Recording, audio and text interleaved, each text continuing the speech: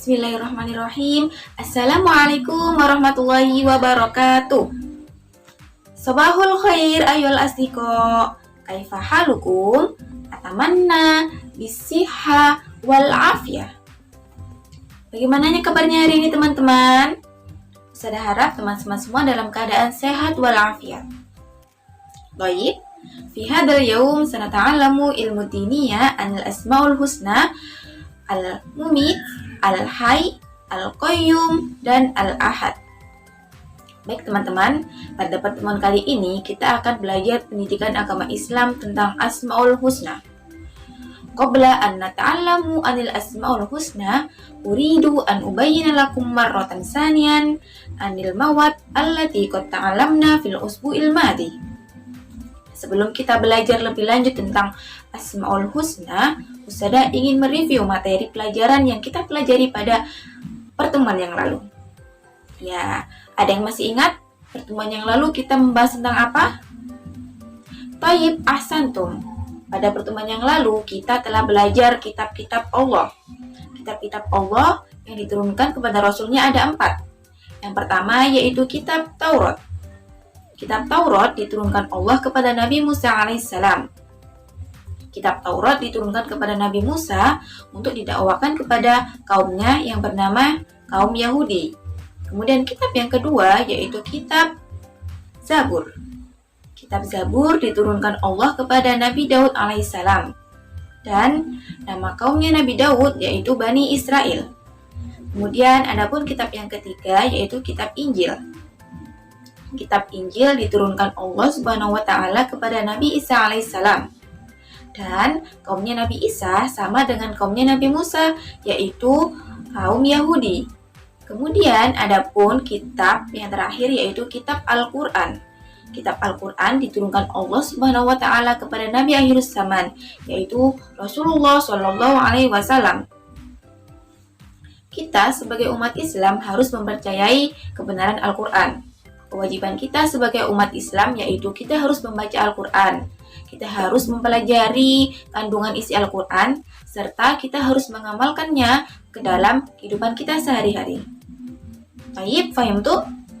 Aywa, al-an hayya bina nata'allamu anil asma'ul husna. Sekarang mari kita belajar tentang Asmaul Husna.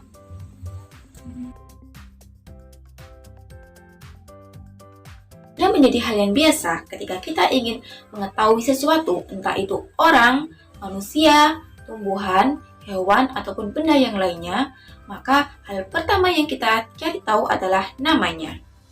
Begitu juga dengan Tuhan. Siapakah Tuhan? Siapakah Tuhan umat Islam? Ya, Tuhan umat Islam adalah Allah Subhanahu wa taala.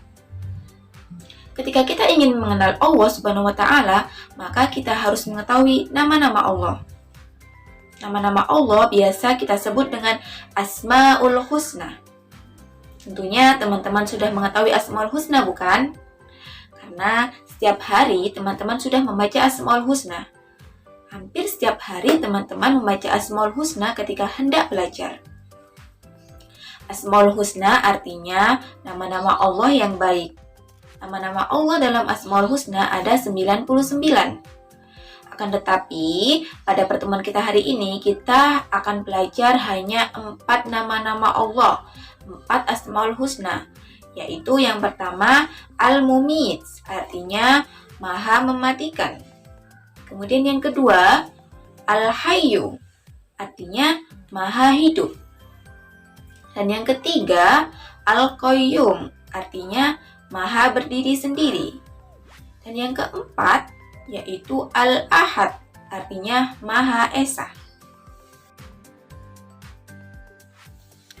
Yang pertama, Al-Mumit, artinya Maha Mematikan. Allah bersifat Al-Mumit berarti Allah berkuasa untuk mematikan semua yang diciptakannya. Allah berfirman, segala sesuatu yang bernyawa pasti akan mati. Seperti manusia, hewan, tumbuhan, dan makhluk lainnya yang bernyawa, semuanya akan mati. Pernahkah kalian melihat peristiwa di gambar tersebut? Pastinya pernah. Barangkali teman-teman mendengar berita tentang kematian seseorang atau mungkin tetangga dan teman-teman meninggal dunia, padahal kemarin masih sehat. Ada bayi yang baru lahir meninggal dunia, ada juga yang meninggal ketika berusia lanjut. Kematian tidak bisa dihindari oleh setiap manusia. Dan kematian juga tidak memandang usia. Ada orang yang meninggal karena sakit, musibah, bencana, ataupun kecelakaan. Gambar di samping bukti bahwa Allah Subhanahu wa Ta'ala memiliki sifat al-mumit, yang artinya maha mematikan. Cara meneladani sifat al-mumit, yaitu 1. Menjalankan perintah Allah dan Rasul-Nya, seperti rajin sholat, mengaji, belajar, serta patuh dan hormat kepada orang tua dan guru. 2. Menjauhi larangannya, seperti mencuri, berkelahi, dan menyakiti orang lain. Al-Hayy artinya maha hidup.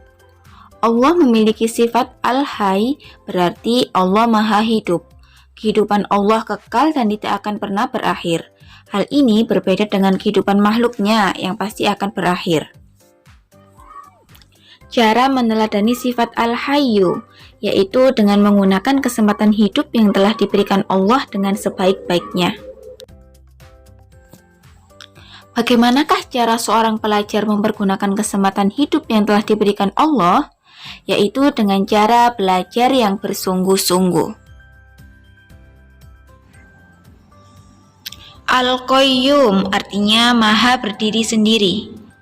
Allah memiliki sifat Al-Qayyum, maksudnya Allah adalah zat yang tidak memerlukan bantuan apapun dari makhluknya. Karena Allah maha berdiri sendiri selama-lamanya tanpa perlu bantuan dari orang lain. Cara meneladani sifat Al-Qayyum: 1. Merapikan tempat tidur sendiri. 2. Mengambil sarapan atau makan sendiri. 3. Menyiapkan peralatan sekolah sendiri, dan lain-lain.